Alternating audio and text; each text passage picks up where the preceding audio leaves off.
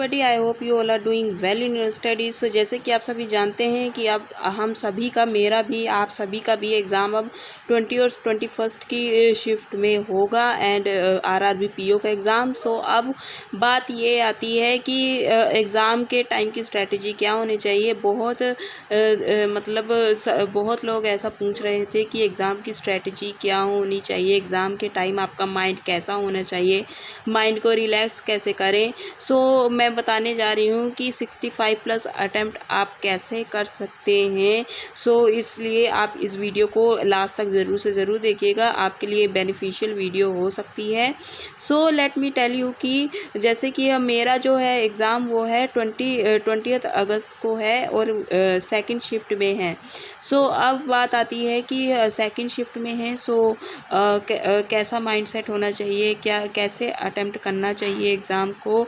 मैं अपना माइंडसेट बताने जा रही हूँ कि मेरी कैसी प्रिपरेशन चल रही है। लास्ट के 2 डेज़ रह गए हैं, सो अब कैसी प्रिपरेशन चल रही है, तो ये सारी बातें मैं बताने जा रही हूँ। सो मैं आपको बता दूं कि अभी मेरे जो है प्रैक्टिस मॉक टेस्ट में अभी मेरे कभी 62 मार्क्स आ रहे हैं, कभी 63 आ रहे हैं, कभी 60 मार्क्स आ रहे हैं, ऐसे मेरे मार्क्स आ रहे हैं। मैंने बहुत से मॉक टेस्ट के स्कोर्स आपको दिखाए भी हैं।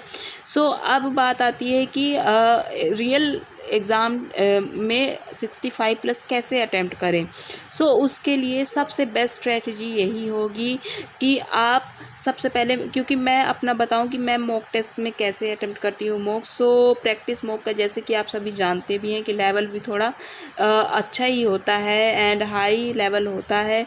सो मैं आपको बता दूं कि सबसे पहले मैं रीजनिंग सेक्शन, क्योंकि रीजनिंग मेरा स्ट्रॉन्ग सेक्शन है, सो पहले आपको वही सेक्शन उठाना चाहिए जो आपका स्ट्रॉन्ग सेक्शन है, चाहे वो क्वांट हो चाहे रीजनिंग हो। और इसलिए स्ट्रॉन्ग सेक्शन उठाना चाहिए क्योंकि उससे आपका कॉन्फिडेंस लेवल बूस्ट होगा, आपसे क्वेश्चन जल्दी सोल्व होंगे। सो आपको लगेगा कि नहीं, हम कर लेंगे।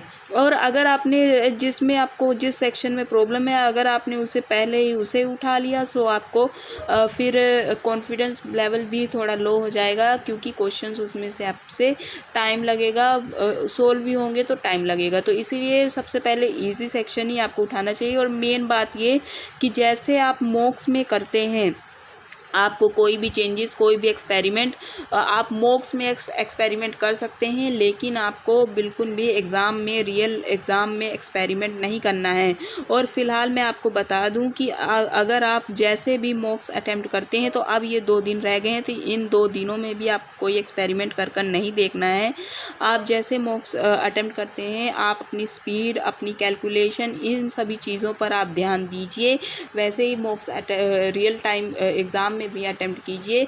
बाकी क्वेश्चंस की मैं बात करूं कि क्वेश्चंस अगर आप पहले पजल करते हैं या फिर मिसलेनियस के क्वेश्चंस पहले करते हैं, तो उसमें आप चेंजेस रियल टाइम एग्ज़ाम में अकॉर्डिंग टू एग्ज़ाम कर सकते हैं। अगर पजल्स आप पहले मॉक्स में करते हैं, लेकिन अगर एग्ज़ाम में पजल थोड़ी ट्रिकी आ गई, तो आप उसे स्किप करने की आदत सबसे ज़्यादा ज़रूरी है एग्ज़ाम में। अगर कोई चीज़ है जिसमें ज़्यादा टाइम लग रहा है, तो उसे स्किप करने की आदत कीजिए, क्योंकि आप जितना टाइम उस चीज़ को सॉल्व करने में लगाएंगे, उसमें आप 5 क्वेश्चंस और कर लेंगे। सो इसीलिए आपको ये आदत डालनी होगी। और उसके साथ साथ मैं आपको बता दूं कि आपकी स्पीड सही होनी चाहिए, कैलकुलेशन की स्पीड भी सही होनी चाहिए।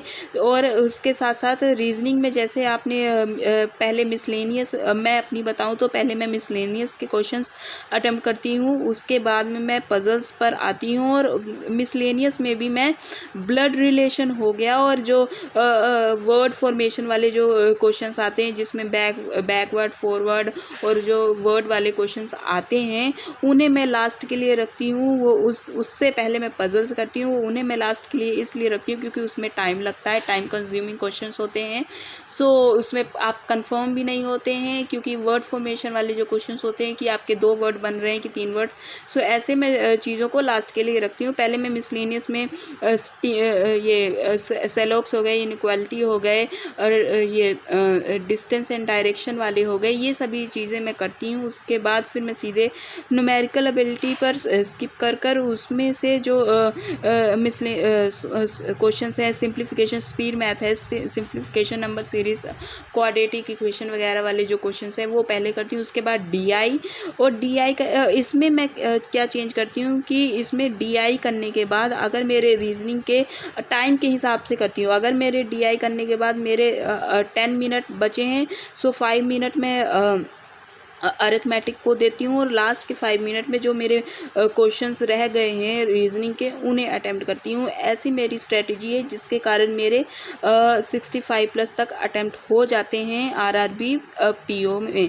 सो ये स्ट्रेटजी है। अगर आप अपना जो है माइंड बिल्कुल शांत रखेंगे एग्ज़ाम के टाइम में, अगर आपके डिफ़िकल्ट लेवल मॉक टेस्ट में नंबर कम आ रहे हैं तो आपको घबराने की ज़रूरत नहीं है, क्योंकि आप जानते हैं कि अगर आपकी परसेंटाइल सही है लेकिन नंबर कम है तो आप एग्ज़ाम के टाइम में अच्छा ही कर आएंगे। आपको बिल्कुल भी कॉन्फिडेंस लेवल, क्योंकि अगर डिफ़िकल्ट लेवल में नंबर कम आ रहे हैं तो आप इजी लेवल को चूज़ कीजिए, इजी लेवल के भी कीजिए, उससे आपका कॉन्फिडेंस बूस्ट होगा। एंड आप अपना दिमाग को शांत रखिए, आप अपने माइंड को कहिए कि नहीं हमारा पेपर अच्छा जाएगा, हम अच्छे से अटेम्प्ट कर आएंगे। लेकिन हाँ, ओवर कॉन्फिडेंस बिल्कुल भी आपके अंदर नहीं आना चाहिए कि नहीं हम तो कर ही लेंगे, हमारा तो प्री निकल ही जाएगा, क्योंकि यही ओवर कॉन्फिडेंस जो होता है वही फिर एग्ज़ाम के टाइम में जिनके नंबर कम आते हैं या फिर जो कम अटेम्प्ट होते हैं तो ओवर कॉन्फिडेंस के कारण होते हैं। बस आपको अपने माइंड को रिलैक्स करना है, न्यूट्रल माइंड को रखना है कि हाँ हम कर लेंगे। सो ऐसे में अगर आप अपने माइंड को न्यूट्रल रखेंगे सो आपका एग्ज़ाम ज़रूर से ज़रूर अच्छा जाएगा, आपको बिल्कुल भी टेंशन लेने की ज़रूरत नहीं है। सो ऑल दी बेस्ट आप सभी को। अच्छे से लास्ट के 2 डेज़ हैं तो आप ये भी नहीं करना है कि दिन के आप 3 से 4 मॉक दें, ऐसा नहीं है, दिन के आप 2 मॉक दीजिए। लास्ट के 2 डेज़ हैं, लास्ट वाले दिन भी आप एक या फिर 2 मॉक दे दीजिए, माइंड को रिलैक्स कीजिए। और ऐसे माइंड को आप रिलैक्स रखेंगे तो आपके लिए ही अच्छा रहेगा। उसके साथ साथ अगर आपको पूरा दिन ऐसे आप चाहते हैं कि स्टडी करना है तो आप करंट अफेयर कर लीजिए, आप न्यूज़पेपर पढ़ लीजिए, ये तो वैसे भी हमारी डेली की ही दिनचर्या होती है। सो आप करंट अफेयर एंड जो न्यूज़पेपर है उसे तो डेली पढ़ना है। तो लास्ट का जो दिन है उस दिन आप एक मॉक दे दीजिए आरआरबी पीओ का, और उसके साथ में आप करंट अफेयर या फिर न्यूज़पेपर वगैरह पढ़ लीजिए। आपका जो अगर किसी भी वीक का आपने करंट अफेयर स्किप कर दिया हो उसे पढ़ लीजिए या फिर रिवीज़न कर लीजिए। ये सभी चीज़ें आप कर सकते हैं लास्ट डे में। तो आपका माइंड भी एक मॉक टेस्ट देने से आपका माइंड भी सही रहेगा कि आपकी हाँ एक मॉक टेस्ट भी आपने दे दिया, प्रैक्टिस भी कर दी, उसके साथ साथ में आपने अपनी मेंस की भी तैयारी कर ली। तो ऐसे आप कर सकते हैं लास्ट के डे में। सो आपका माइंड भी थोड़ा सही रहेगा, आपके माइंड शांत रहेगा। तो ये सभी चीज़ों को आप कीजिए। थोड़ा बाहर घूमने चले जाइए लास्ट के दिन, ऐसे ही मूवी वगैरह देखने नहीं, बाहर आप बाहर की हवा जैसे निकल गए, बाहर की शाम को निकल गए या फिर सुबह सुबह निकल गए तो बाहर की हवा ले ली ठंडी ठंडी। ये तो ऐसे में क्या होगा कि आपका माइंड थोड़ा सा फ्रेश रहेगा और आप नेक्स्ट डे एग्ज़ाम में भी आप अच्छा ही करेंगे। सो घबराना नहीं है, बस आपको अपने माइंड की मेन जो बात होती है वो माइंड की होती है एग्ज़ाम के टाइम में। क्योंकि आप मॉक में कितने भी अच्छे नंबर आ जाएं, कितने भी कम नंबर आ जाएं, लेकिन अगर एग्ज़ाम के टाइम में अगर आपका माइंड सही है, सही डायरेक्शन में है, सो आपके अच्छे अटेम्प्ट हो जाते हैं। कभी कभी क्या होता है कि एग्ज़ाम के टाइम में अगर आप ज़्यादा नर्वस हो गए या फिर आपका माइंड थोड़ा सा डाइवर्ट हो गया सो उस पर फिर आपके कम अटेम्प्ट हो जाते हैं। तो आपके माइंड को बिल्कुल भी डाइवर्ट नहीं करना है, शांत रखना है एग्ज़ाम के टाइम में, बस हो गया।